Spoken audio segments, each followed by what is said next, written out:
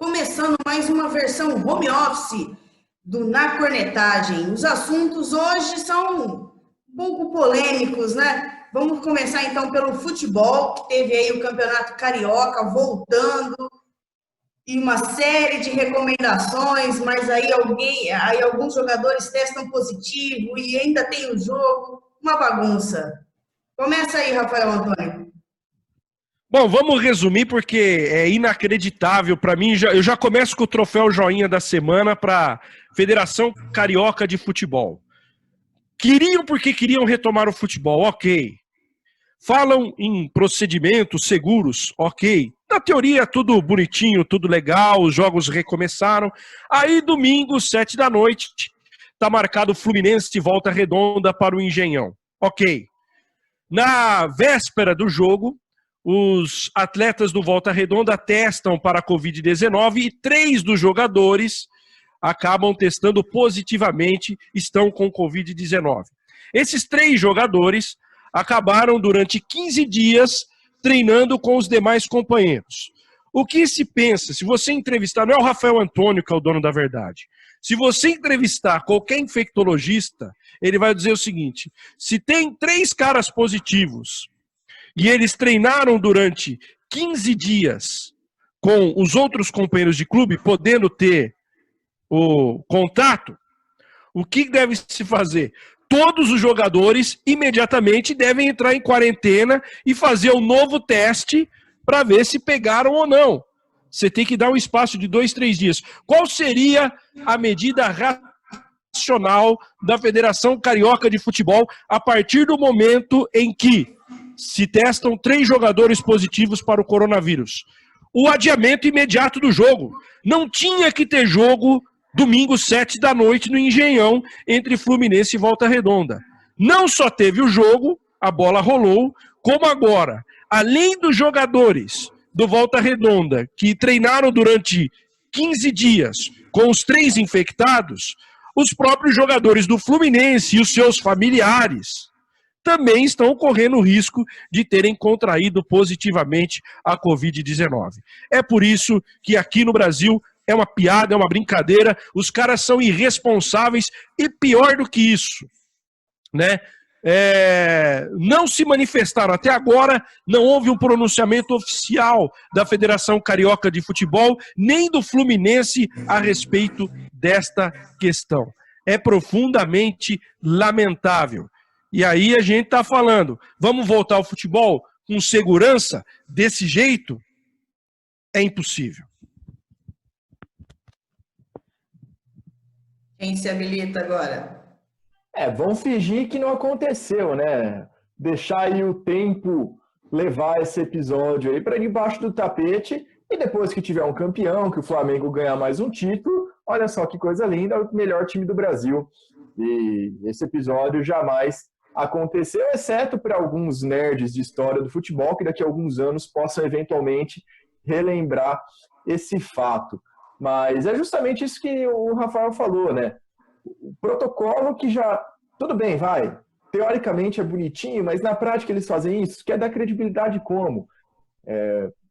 Qual a diferença que vai ter da Federação do Rio de Janeiro para as outras federações? A gente sabe que, via de regra, o comportamento segue uma determinada linha, né, de presidentes de federações, de cartolas. Não há muita divergência nesse sentido. Se acontecer alguma coisa em São Paulo, como é que vai ser? Se acontecer alguma coisa, já trazendo para o âmbito do Noroeste, numa situação de 3ª divisão estadual, como é que seria?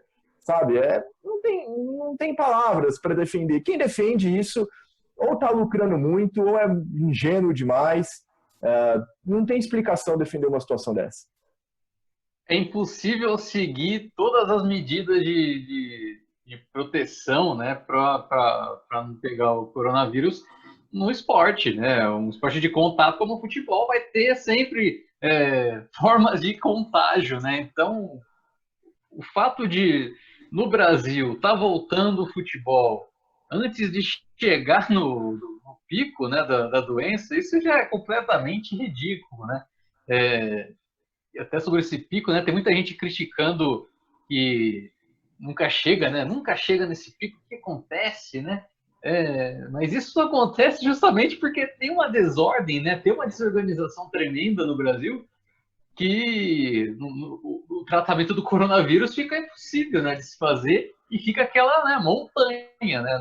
Nunca chega no pico por conta dessa política aí de abre e fecha, abertura total, jogo, né, sendo disputado. A Federação Carioca está até pensando em colocar torcida já nos jogos, é brincadeira, né? Mas a partir do dia 12. Isso tudo só tende a deixar, né, o crescimento de casos aí subindo, sem nunca chegar no pico, né? Até uma coisa que eu acompanhei de um especialista que falou disso, que o pico ele não acontece de uma forma milagrosa, né? Não é ter alguém esperando que vai acontecer algum evento aí que o número de casos começa a cair. Não, ele vai surgir quando serem feitos de fato, né, todos os esforços para reduzir contágio, e aí esses esforços seriam isolamento social, quarentena, uso de máscara, ambiente esterilizado, o que não vai acontecer, né, principalmente no futebol, né, nos esportes em geral. Então, só assim vai reduzir, só assim vai chegar ao pico e ter queda, e a partir daí uma possibilidade de voltar ao esporte, voltar ao futebol. Não agora, né? Agora totalmente errado o que está sendo feito no Rio de Janeiro, que vai acontecer também em outros estados. Hoje, quem está pressionando a volta do público aos estádios chama-se Clube de Regatas do Flamengo. Por um simples motivo. Se voltar com 30% de capacidade, abertura de 30% da capacidade do estádio, o Flamengo vai poder jogar no Maracanã para 22 mil pessoas. O Flamengo está desesperado por arrecadação. Ele tem um custo mensal bilionário e precisa pagar essas despesas. Então ele está brigando com o Globo, está forçando a barra aí para ver se consegue alguma outra forma de ter receita de televisão. Ele está brigando para voltar ao futebol o mais rápido possível. Ele está brigando para que tenha público no estádio de futebol, porque 30% são 22 mil pessoas no Maracanã. Então hoje o Flamengo manda e desmanda na Federação Carioca de Futebol. Só para fazer um paralelo, e já entrando no assunto Noroeste e Série A3 do Campeonato Paulista. Não há nenhuma novidade ainda da federação em relação ao retorno do Paulista da Série A3, mas o Marília Atlético Clube, o MAC, deve, nas próximas horas, encaminhar um ofício para a Federação Paulista de Futebol solicitando a volta dos seus trabalhos a partir do dia 15 de julho. O Marília quer retomar os treinamentos a partir do dia 15 de julho. O Marília está tentando forçar a barra em termos de Série A3, até porque o desejo da federação é terminar a 3 no final do ano, porque a informação que é passada pela imprensa de Marília, o Marília já tem 12 pré-contratos assinados. Acertou com 12 jogadores e a manutenção de mais alguns do elenco da Série A3. O Marília já teria um time para voltar, inclusive reforçado, diferente daquele que terminou de maneira pífia essa primeira parte da Série A3, na penúltima posição. Então o Marília quer se aproveitar do fato do Noroeste ter encerrado aí, entre aspas, as suas atividades. O Noroeste está parado por tempo indeterminado. O Marília ainda acredita numa eventual classificação, porque ele está em penúltimo, mas a 3 ou 4 pontos do 8º colocado. Então ele está se reforçando e quer forçar junto à Federação Paulista de Futebol a retomada. O mesmo pensamento tem o presidente do Linense. Ele espera o pagamento de 2 parcelas de R$63 mil, que é o que a Federação Paulista de Futebol está devendo para os clubes da A3. Então o Linense quer também, a exemplo do Marília, a retomada do campeonato. Então, nesse momento, nós temos uma queda de braço entre os clubes da Série A3. Há um movimento de Noroeste, de Rio Preto, Barretos, Olímpia, até mesmo o Paulista de Jundiaí, para que o campeonato não mais aconteça, ele seja encerrado definitivamente. Porém, por outro lado, Marília, Comercial, Linense, e especialmente aquelas equipes que estão ali no G8, brigando por uma eventual classificação, todas têm o desejo da retomada, até porque estão aí acreditando num enfraquecimento do Sport Clube Noroeste, que vinha sobrando na competição. Vocês fiquem à vontade aí para analisar o atual panorama da Série A3. Eu quero saber, né, como é que esses clubes estão pensando financeiramente, né? Porque uma coisa é você, né, assinar contrato com um monte de jogador e depois não pagar, né? Tem que pensar na coisa corretamente. Você remontar um time, sendo que o planejamento era de 6 meses, é algo, né, que exige uma condição financeira diferenciada, né, para o nível de Série A3.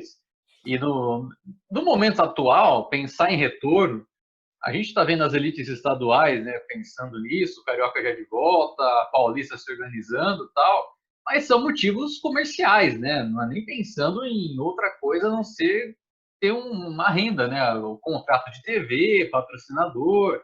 No caso do Flamengo, negócios futuros também, né? De patrocinador e tudo mais. Já nas divisões inferiores, que numa situação normal já são onerosas, né, por si só, é uma situação que não tem motivo para voltar, assim, pensando nessa questão de finanças do clube, né, que não batem com a situação por conta, né, do coronavírus. E por mais que tenha, por exemplo, transmissão de todos os jogos pela Federação Paulista, como havia sendo, o gasto com retorno para os clubes seria grande de fato, né? E não dá para olhar o futebol das divisões inferiores, né? A2, A3 do Paulista, a própria Bzinha, né? Que nem começou. Não dá para olhar ela assim como se olha, né, na elite do esporte, né, do futebol, uma forma de entretenimento, por exemplo, né? Para quando nesse momento, né, de isolamento social. Porque para os clubes vai ser muito caro, né, esse entretenimento aí, que não vai ter tanto retorno, assim como diferente do que teria com a elite, né, do futebol estadual.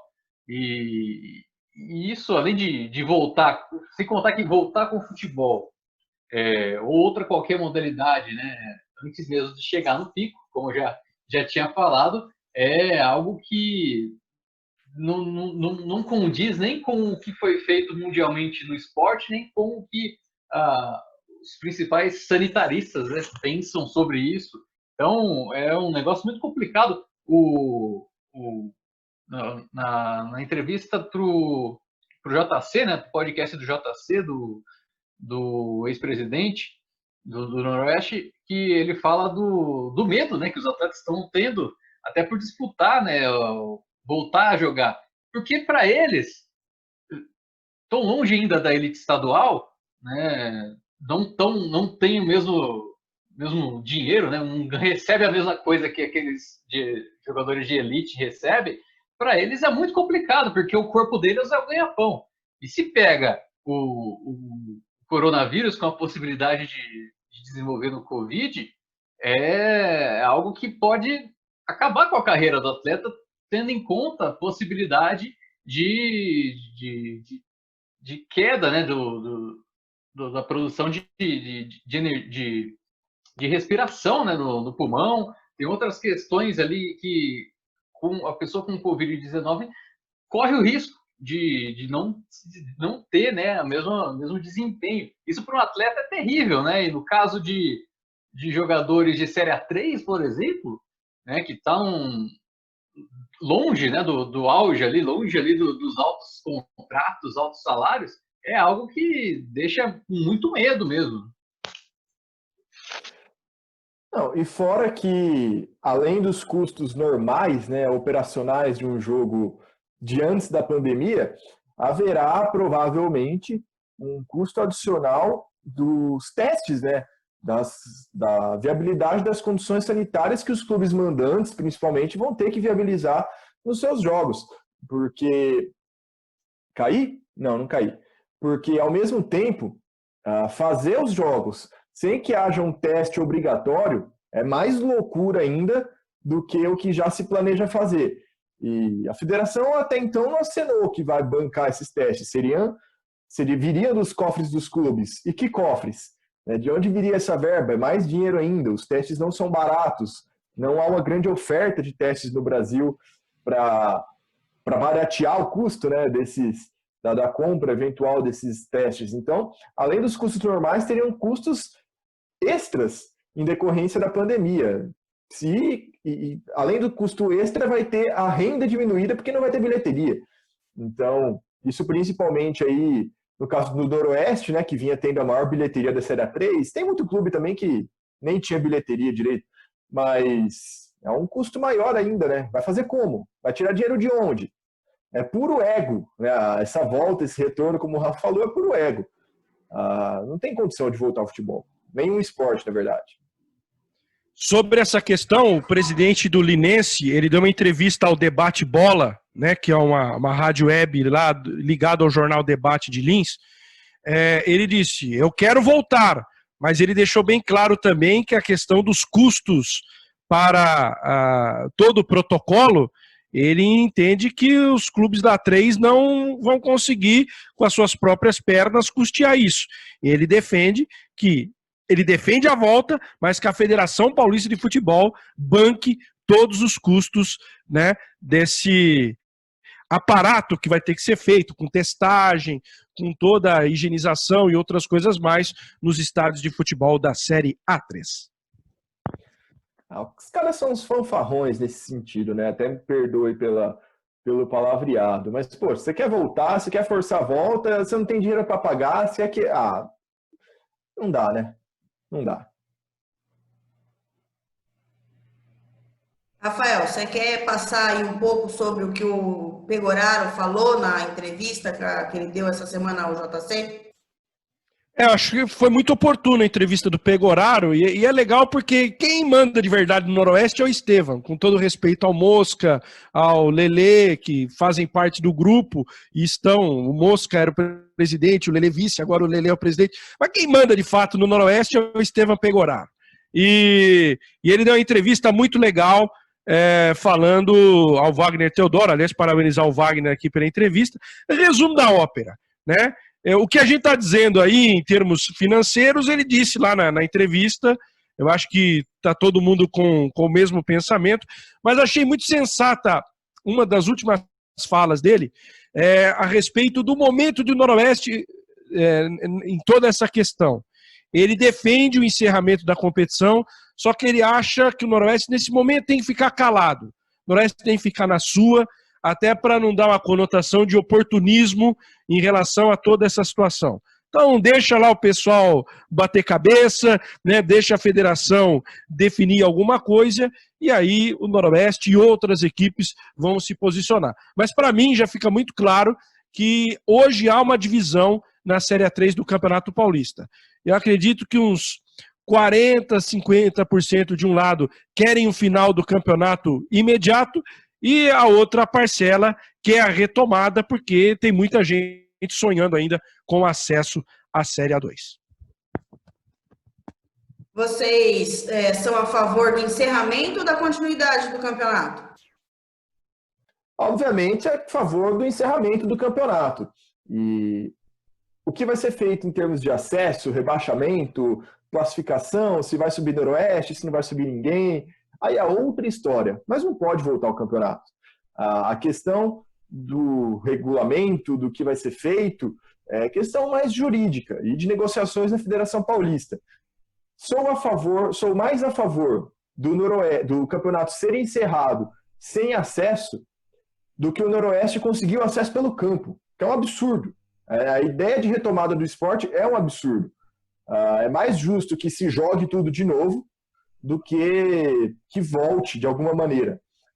Pessoalmente, acho que caberia até ao Noroeste, e quem sabe ao segundo colocado, pleitear o acesso? Caberia, tem argumentos para isso. Mas se a discussão for apenas retomada ou não, obviamente meu voto é pelo não. Rafael Antônio, você quer que volte ou você prefere o encerramento? O regulamento já foi rasgado, com essa possibilidade de você recontratar um outro time, como o Marília quer, e muitos times perderam os seus jogadores, então a essência do campeonato já acabou.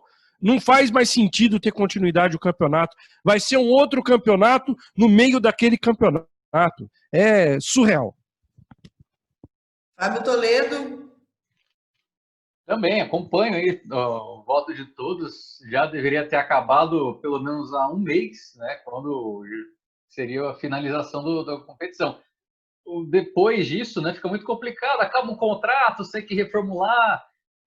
Esse problema mesmo, né, de montar um outro time dentro do mesmo campeonato, isso rasgou completamente, né, o regulamento. Então, não tem outra situação a não ser acabar com a competição. É claro que é triste isso aí, mas precisa ser encerrada para os clubes não sangrarem mais do que já estão sangrando, né, com essa falta de decisão, né, da federação, e com essa dificuldade de manter, né, o time para o ano, pensando em montar um novo elenco, né? Já tinha um elenco do primeiro semestre, e agora com menos dinheiro para montar um outro elenco para essa reta final, fica ainda mais complicado. E aí, né, a decisão de acesso, rebaixamento, realmente fica muito complicada. Eu também acredito, igual o Guanais falou, de encerrar sem acesso, sem rebaixamento. Né?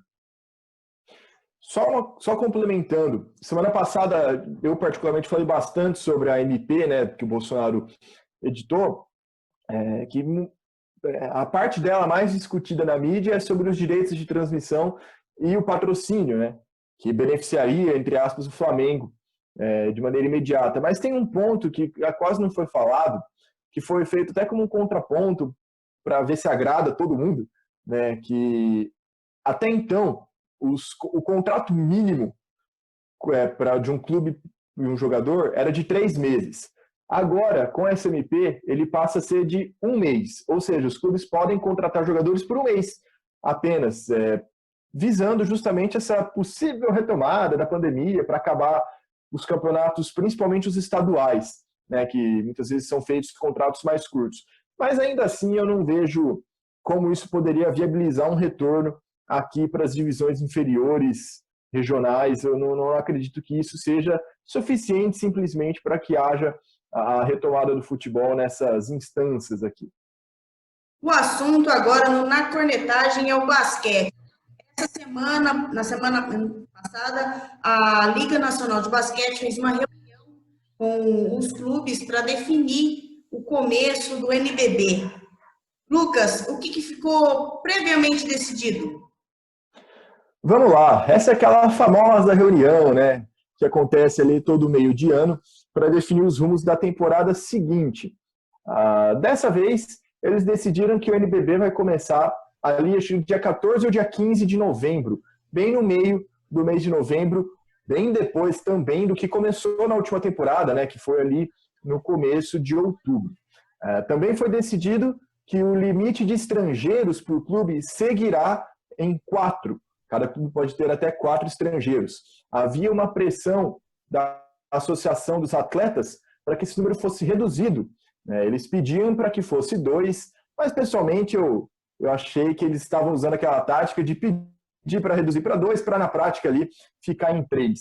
Mas não foi o que aconteceu. Apenas a Associação de Atletas votou para a redução do número de estrangeiros e todos os clubes votaram para que fosse mantido em 4.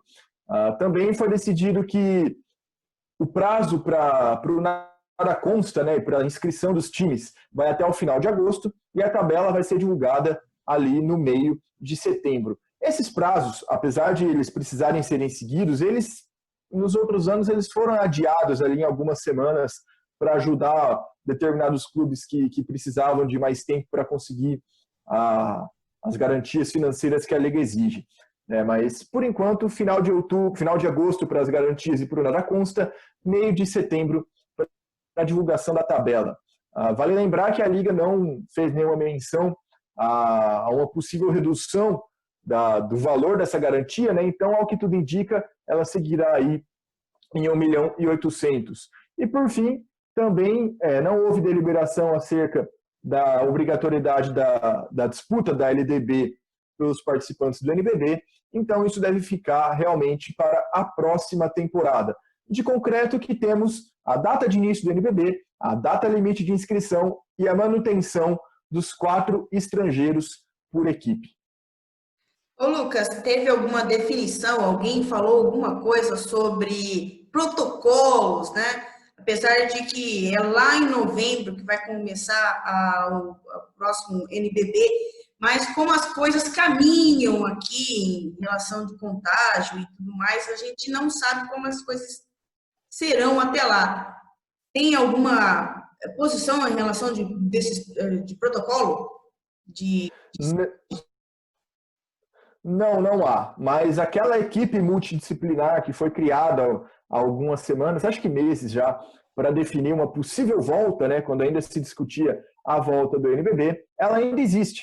Né? Então, creio que ela continua monitorando a situação, como vai estar, né, em novembro, e de acordo com a situação da época, possíveis protocolos para o retorno. Não foi nada decidido ainda, acredito até que seria uma decisão precipitada, seja ela qual fosse, porque ainda temos aí bons meses até lá. Fora que, tomando uma decisão agora, ela provavelmente seria mudada para se adequar à situação, então ela não teria nem muita credibilidade, porque todo mundo saberia que ela sofreria alterações, seja para tornar mais rígida ou mais frouxa.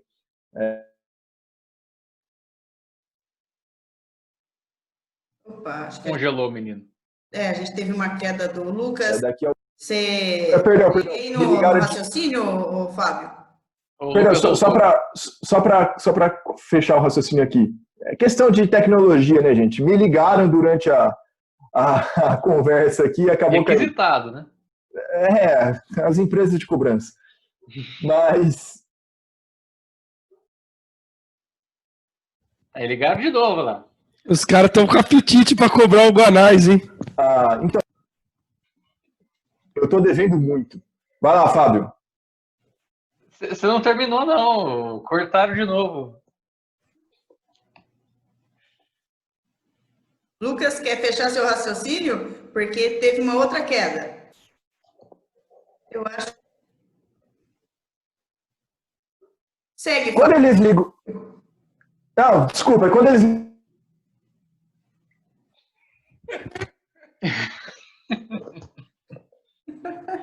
Hoje está complicado. Vai, Fábio. Foram poucas definições, né? Pelo Conselho, esse retorno aí está marcado do dia 14, que cairá num sábado, né? Então, a tendência é que seja transmitido pela televisão e pode calhar aí, né, de ser mais uma vez a Band transmitindo, né? Ela que transmite nos sábados, então a gente, né, pensa que pode ser essa determinação. E com relação aos estrangeiros, né, aquela ideia, né, de quem já fez greve sabe, né, como é que é, né, de você colocar, né, exigir alguma coisa um pouco a mais para tentar, né, chegar num nível menor, mas não foi isso que aconteceu, né, seguiu com 4 estrangeiros aí o NBB.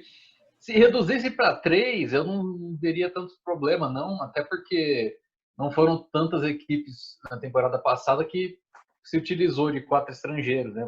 Pelo menos 4 equipes, assim, das 16 que disputaram. Mas eu também não vejo nenhum problema nessa manutenção de 4, até por conta, né, da questão que a própria Liga colocou, né, no release que ela soltou sobre essa determinação de manutenção,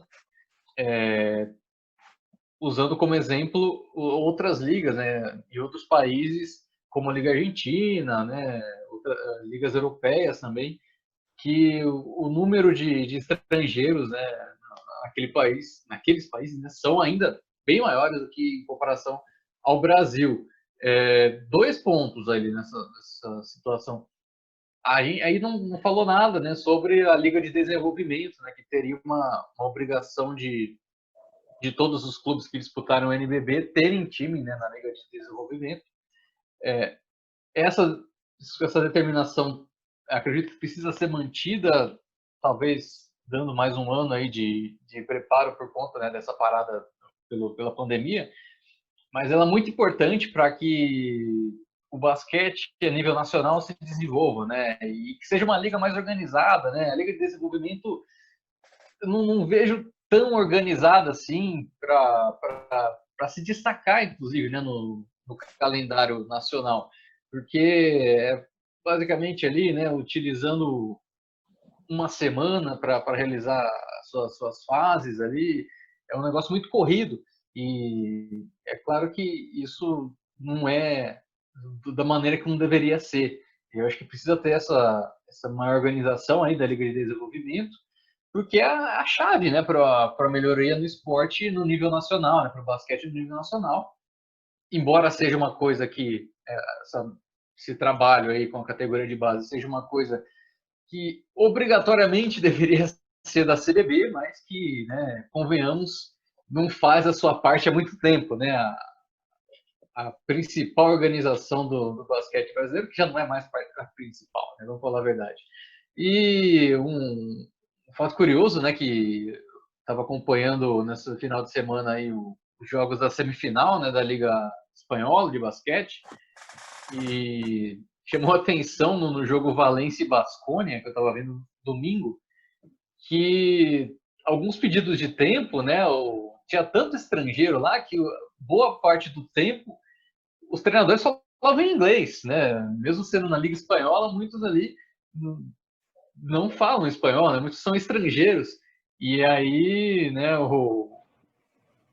as duas equipes ali, principalmente, né, no caso do Baskonia, que o técnico é de Montenegro, né, não se falava tanto espanhol, se falava muito mais o inglês.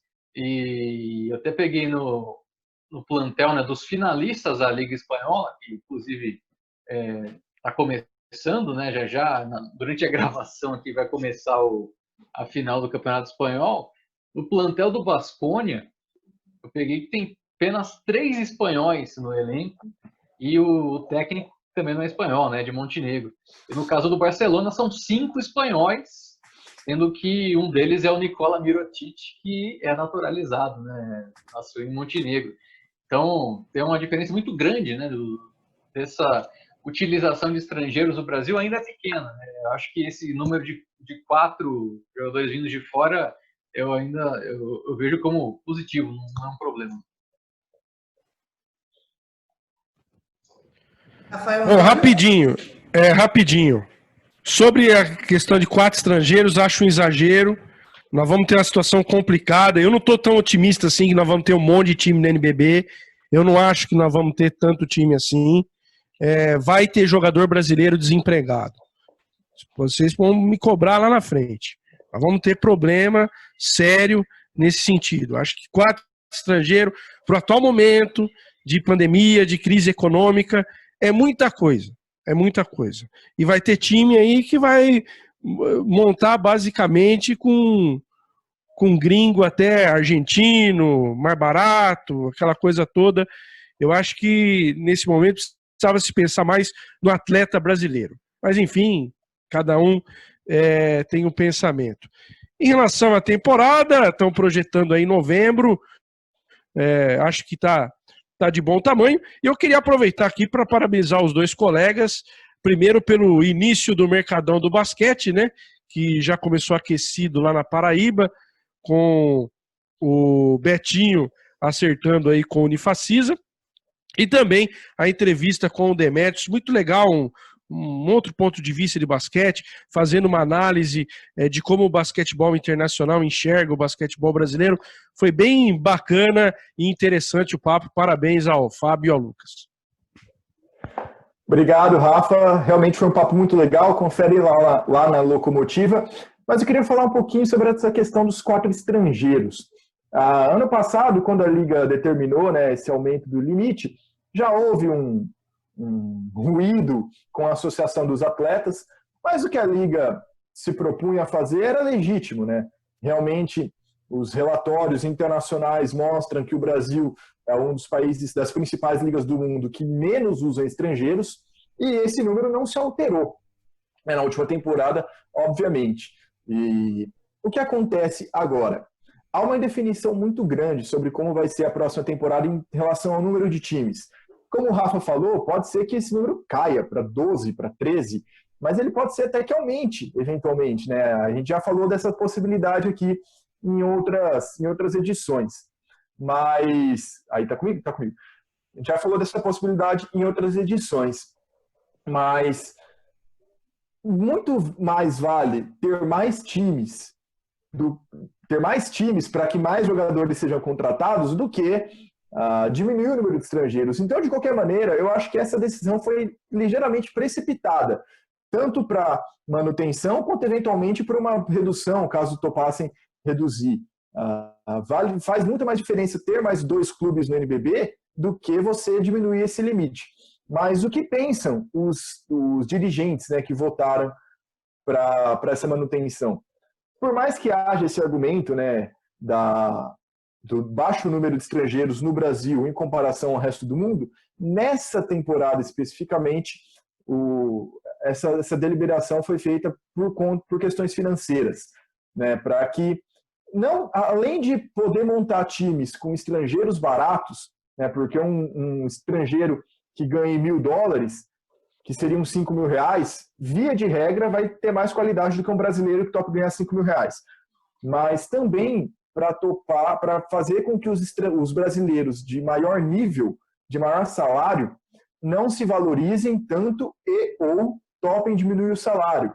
Porque tem mais uma coisa, o campeonato vai começar praticamente 1 mês e meio depois da temporada passada, e há a previsão, há a intenção de que ele acabe ainda em maio. Ou seja, quase 1 mês antes do que acabaria. A gente teria um campeonato aí de 2 a 3 meses mais curto, independente do número de times. Certo? Se tiver mais time, eles vão tentar condensar mais ali os jogos, fazer um número de jogos por semana maior, coisa assim. E com isso, com um tempo de campeonato menor, os contratos também são menores, por um valor menor, e ter mais estrangeiros, ter a possibilidade de ter mais estrangeiros ajuda ainda a manter o salário dos brasileiros de alto nível um pouco menor. É também nisso que está se embasando essa decisão nessa temporada para a manutenção dos 4 estrangeiros. Mas tem um outro lado da história. Com a pandemia, muitos clubes ainda estavam devendo alguns valores aos seus jogadores e foram feitos acordos que são maléficos aos jogadores nesse sentido. Acordos de que o clube fala, ó, eu estou te devendo X, eu vou te pagar meio X porque é o que dá, você aceita? Os jogadores aceitam. É isso ou nada. É claro, isso aconteceu em vários clubes. Mas, e aí eles protestaram no seguinte sentido. Beleza, a gente topou não receber tudo que a gente tinha que receber por conta da pandemia e tudo mais. Na hora da gente ter o nosso pedido atendido, que era a redução do número de atletas, vocês se mantiveram unidos, não fizeram o que nós queríamos. É uma argumentação justa, certo? Também tem seu valor. Mas, depois, diante disso, a associação até emitiu um comunicado que vai criar uma comissão interna para ver esses assuntos de maneira mais próxima. Talvez possa até ocasionar um fortalecimento da federação, da associação, perdão. Não sei. Outro ponto que eles criticaram muito é que na prática, eles não têm poder de voto dentro da liga. Porque você tem lá vários clubes, né? Lembrando que não são todos os clubes que têm o direito de voto nessa reunião do conselho, mas você tem ali vários clubes, acho que são 8, 9, salvo engano, não me recordo exatamente agora, contra um voto dos jogadores. Então, na prática, é um poder mínimo que eles têm dentro das votações e, matematicamente, eles estão certos. Eles falaram que vão pensar em alguma maneira de tratar melhor esses assuntos, e o movimento que eu tenho visto, tenho acompanhado dos jogadores, é a retirada da associação desse poder de voto nas reuniões da Liga, para que ela seja tratada de igual para igual. A Liga decidiu algo, agora negocia com a associação, ou faz esse processo anteriormente, faz a negociação antes para que a Liga vote, para, de alguma maneira, os jogadores terem mais peso. Comentário final. É uma situação complicada, alguém ia sair perdendo nessa. Realmente, os jogadores ficaram ressentidos com isso, e com razão. Mas, por outro lado, por tudo que eu já falei no começo, eu não vejo o porquê de reduzir para 4 estrangeiros, para 2 ou para 3, na verdade, tirar de 4, né? pensando num globo, pensando numa situação geral, eu acho que por manter o limite de 4 estrangeiros ainda será benéfico a médio e longo prazo. Fora que isso vai ser deliberado a cada temporada também, então pode até eventualmente reduzir mais para frente. E se a associação não tem tanto crédito hoje em dia, é muito por conta de atuações bem omissas em temporadas passadas, né? Também não é de uma temporada para outra que você vai dar um fortalecimento tão grande assim, que você vai conquistar um fortalecimento tão grande assim. É um processo que pode demorar aí até alguns anos. De qualquer maneira, fica aí a curiosidade por quais serão os próximos movimentos dos jogadores, né, nessas cobranças perante os clubes e a Liga Nacional de Basquete. Isso é muito importante. Realmente estava bastante omissa, né? Se criticava bastante a Associação dos Atletas por conta dessa omissão, até mesmo naquela época, né, da CBB, com aquela crise enorme, e finalmente está se organizando, espero que siga assim, até avance um pouco mais, para defender de fato, né, quem faz o espetáculo, né? Não são os clubes, não é as federações, são os atletas, né? E eu penso assim que a ordem do esporte no Brasil, em boa parte do mundo, inclusive, né, ela é justamente o oposto do que deveria ser, né? Que, na minha opinião, seria a principal frente ali no esporte é o atleta, depois vem o torcedor, depois vem os clubes e depois que vem as federações. A ordem é completamente oposta, né? Principalmente aqui no Brasil, né? Se tratando daqui que tem as federações, os clubes omissos das federações, aí o atleta não tem voz, né? Então, realmente precisa ter, né, essa maior presença, né, da Associação dos Atletas para, de fato, dar maior força para os jogadores, para que não sofram com desemprego ou com maus tratos, né, em clubes, que pode acontecer. Então, é muito importante que eles apareçam e tenham força. Vocês, não sei se vocês viram, né, as notícias aí que apareceu semana passada, principalmente no blog do Bruno Golosch, sobre a situação complicada em que se encontra o Curitiba Vôlei. A Aninha foi até procurou o Bruno Golosch, fez uma série de denúncias, né, de acusações de que ela não teve, né, o que foi prometido a ela quando ela acertou com o clube, ela não teve as garantias, né, de moradia, alguns pagamentos, ela reclama de pagamentos atrasados também. Como que vocês veem essa situação do vôlei, principalmente nos clubes menores, né, que tem menos investimento e, enfim, essa situação porque atletas que não são de ponta passam hoje no vôlei brasileiro? Bom, é complicado qualquer tipo de julgamento, porque a gente não está no dia a dia do Curitiba. Evidentemente que a Aninha fez a denúncia, colocou a sua versão, a diretoria do Curitiba, através da Gisele Miró, respondeu, negando aquilo que a Aninha havia dito, inclusive fala-se até que vai processá-la. Então, é difícil a gente fazer algum julgamento. Que existe problema de pagamento, eu, algumas semanas atrás trouxe até a questão do Itajaí, que montou um time e durante o campeonato ia ver se ia viabilizar ou não. Enfim, nós temos muitos problemas ainda estruturais em relação ao esporte de alto rendimento no Brasil.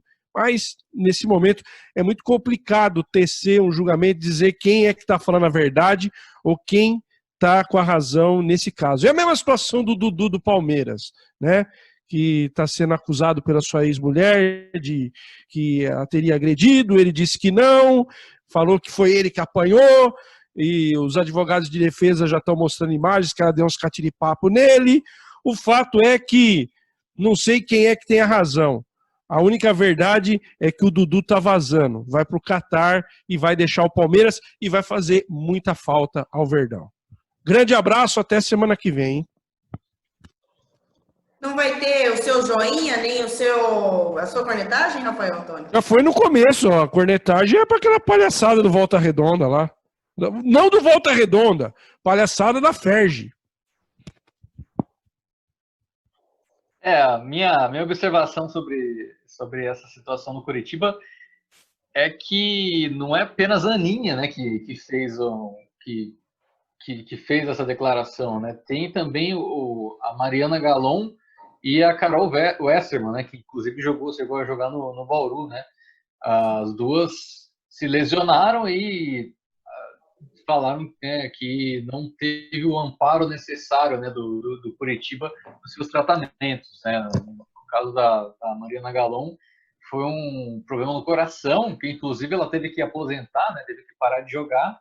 E no caso da Carol Westermann, que ela se machucou, ela teve ruptura nos ligamentos do joelho, aí fez o processo cirúrgico e aí depois disso ela teve uma trombose, né, na perna, e depois dessa situação ela disse que o Curitiba não foi atrás dela, o Curitiba manteve, né, deixou ela desamparada, né, no caso dela e da Mariana. Então já são 3 nomes, né? Já são 3 denúncias. Uma denúncia tem um peso, 3 já são, né, um pouco mais pesados. Claro, não há fatos concretos, né? A gente sabe só dos relatos ali de denúncia. Mantém o questionamento, claro, né? Mas não dá para fazer nenhuma, né, observação, não dá para culpar, né? Tem que sentenciar, né, o Curitiba nesse caso. Mas uma coisa é certa, né? Que o esporte olímpico no Brasil ele é mal gerido e, não generalizando, né? Tem bons clubes que fazem, né, o gerenciamento, né, das modalidades, mas tem muitos casos daí, provavelmente, né, Brasil afora, que não só do vôlei, como em outras modalidades, que podem ser semelhantes ao que passou a Aninha, que passou a Maria, tem falado, né, que passou a Aninha, a Mariana Galon e a Carol Westermann. Tudo vem a partir de órgãos omissos, né, de federações omissas com relação aos clubes, aos atletas. Novamente, a gente desemboca, né, nessa situação do atleta ser última parte, né, dessa cadeia aí do esporte, que é completamente errado. Acompanho as palavras do Fábio e se tudo isso realmente for confirmado, é uma pena, porque visto daqui do interior do estado de São Paulo, o projeto de Curitiba parecia ser um projeto sério, um projeto honesto, né? Então que se apure tudo nos próximos meses, né? Que tudo venha às claras futuramente. Minha cornetagem... antes só um comentário. Realmente não dá para saber o que aconteceu com o Dudu, mas é meio conveniente a saída dele embora, né? Vamos combinar aí, quem não deve não teme, né? Mas também tem a questão do clube que poderia perder uma baita chance. Mas enfim, dá margem para ter um asteriscozinho na saída dele embora, né?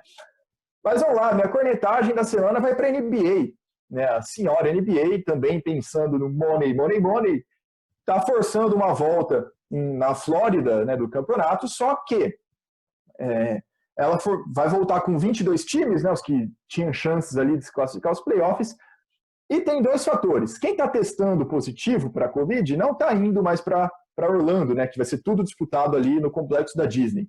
E também os jogadores que quiserem, eventualmente, podem simplesmente não ir, né, sem nenhum prejuízo, sem nenhuma punição e nenhum prejuízo financeiro. E ocorre aí que uma infinidade de jogadores já testou positivo e não vai para essa disputa. Também alguns preferiram, principalmente os que têm mulher ou filhos com algum tipo de problema de saúde, também já se ausentaram. Então vai ficar um campeonato aí completamente descaracterizado, completamente furado. A cada dia que passa, a cada nova notícia que surge sobre a NBA, fica nítido também que vai ser um retorno completamente a fórceps, e que no final das contas vai ter um belo de um asterisco também nessa temporada, independente do que acontecer. É esse meu recado final, galera. Até a próxima semana, hein? Pois é, né? O NBA está ali no mesmo nível da Série A3, né? De jogadores de uma competição descaracterizada, né? Mas aí fica um forte abraço a todos. Dá um joinha aí para os atletas que se pronunciam, né, que vão atrás dos seus direitos. A gente falou na semana passada, né, da Tandara. Agora, né, nessa semana, teve também o Casoninha. Tem que ser investigado, mas o jogador tem que pôr a boca no trombone aí, né? Tem que utilizar esse espaço aí do esporte, não apenas para denunciar má conduta de clube, como também, né, luta por igualdade racial, igualdade de gênero, de opção afetiva também. Então, tem que usar o esporte para se expressar de fato, né? Muitos não fazem isso, né, por medo de ser engolido pelo corporativismo, né, no esporte. Mas quando essas pessoas usam, né, o espaço que eles são de direito, eles merecem completos elogios. Então fica aí um joinha especial para todos vocês. Mas eu lembrei só eu já tinha me despedido, mas eu lembrei de mais uma cornetagem. Pro seu Felipe Melo, que fez uma festa aí para mais de 40, 50 pessoas, não se sabe quantos, fez uma festinha na casa dele, inclusive com diretores do Palmeiras, por isso não vai acontecer nada com ele, porque tinha dirigente do Palmeiras na festa, mas belo exemplo, Felipe Melo, em tempos de pandemia, onde fala-se tanto para não fazer festa, né, para não ter o contato social mais próximo, o senhor não podia ficar um ano sem fazer uma festinha mais íntima com 40, 50 pessoas. Tá de parabéns, viu, seu Felipe Melo? Boa semana. Faltou levar o capitão lá, né? É que ele tá preocupado, tem mais coisa pegando pro lado dele, por isso que ele não foi na festa. Seguindo nesse tema aí, a minha corneta vai pro Federer, né? Que criou um torneio de tênis aí sem... Não. O Djokovic. O Djokovic. Me desculpa. Não fala do Federer, pelo amor de Deus. Não, que criou um torneio e aí pegou a tal da Covid, né? Saber quantas mais pessoas, né, que participaram, porque teve público, teve outros atletas, teve as pessoas que trabalharam lá. Então, a minha cornetagem vai para ele. No mundo em que nós vivemos, como que ele pôde ter essa atitude, né, de criar esse torneio e pôr todo mundo em risco. E um joinha também nessa questão dos atletas que se posicionam vai para o Lewis Hamilton, né, que abraçou a causa contra o racismo. Ele, que é o único piloto negro da categoria da Fórmula 1, aí levantou a bandeira contra o racismo. Isso é bem bacana, mesmo correndo risco aí de sofrer alguma represália, de ter comentários aí, assim, a respeito dele, principalmente num esporte extremamente predominante, né? A predominância de pilotos brancos, não negros, né? É tão grande. Então, meu joinha vai para ele, que teve a coragem de levantar essa bandeira. E a semana que vem tem mais. Tem mais aí, pessoal? Alguém tem algum destaque final? Não, só falar que com o Djokovic eu não me surpreendo. Ele era um cara que há alguns anos vem fazendo campanha anti-vacina. O que você vai esperar de uma pessoa dessa? É claro que no meio da pandemia ele vai organizar um torneio e vai pegar a Covid. Não me surpreende mais uma atitude aí reprovável do Novak Djokovic, que é uma pena, né? É um dos principais tenistas da história, né? Conseguiu entrar aí no principal trio. A Federer e Nadal era a principal dupla de tenistas da história. Ele conseguiu transformar isso num trio, mas suas atitudes fora quadra, principalmente no âmbito da saúde, a meu ver, pelo menos pessoalmente, tiram totalmente o prestígio dele. Eu não consigo levar mais a sério. Simplesmente isso. O Djokovic virou o Joe Covid. Abraço. Um abraço, até a semana que vem.